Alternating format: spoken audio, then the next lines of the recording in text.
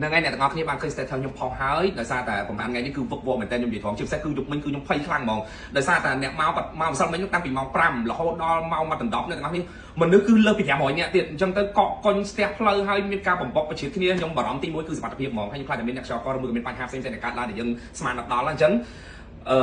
យប់នេះកុំឲ្យមានបញ្ហាគឺខ្ញុំលែងចែកលេខរៀងលែងផ្ដល់អតិភិបសម្រាប់100នាក់ដំបូងទៀតហើយ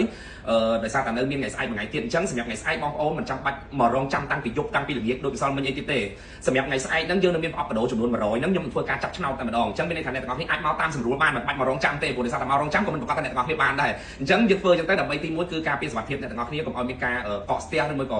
មកប្រជិតគ្នាចាំយកលេខរៀងខ្ញុំខ្លាចមានបញ្ហាកើតឡើងខ្ញុំអត់ចង់ឲ្យមានរឿងអីកើតឡើងទេអញ្ចឹងខ្ញុំបញ្ជាក់សម្រាប់ថ្ងៃស្អែកហ្នឹងអ្នកទាំងអស់គ្នាអាចមកតាមសម្រួលបានហាងបើក7អញ្ចឹងអ្នកទាំងអស់គ្នាអាច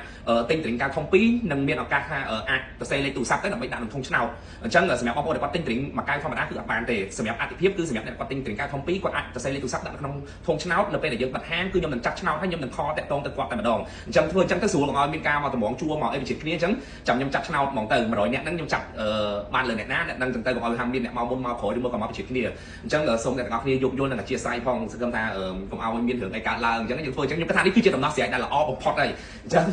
ហើយមួយទៀតសម្រាប់ខ្សែកពេជ្ររហូតដល់ឥឡូវម៉ោង6កន្លះហើយយើងអត់ទាន់ឃើញអ្នកឈ្នះទេអញ្ចឹងចាំមើលតាមមានអ្នកឈ្នះនៅក្នុងថ្ងៃហ្នឹងឬមួយក៏ថ្ងៃស្អែកអញ្ចឹងយើងរងចាំមើលបន្តទៀតអញ្ចឹងបញ្ជាក់ម្ដងហើយម្ដងទៀតឈប់មកតម្រងជួឈប់មករងចាំទៀតព្រោះថាយើងលែងផ្ដល់អតិភិបសម្រាប់100អ្នកដំបូងទៀតហើយខ្ញុំបញ្ជាក់គឺយើងនឹងចាត់ឆ្នោតអញ្ចឹងអ្នកទាំងអស់គ្នាអាចមកតាមសម្រួលបាននៅថ្ងៃស្អែក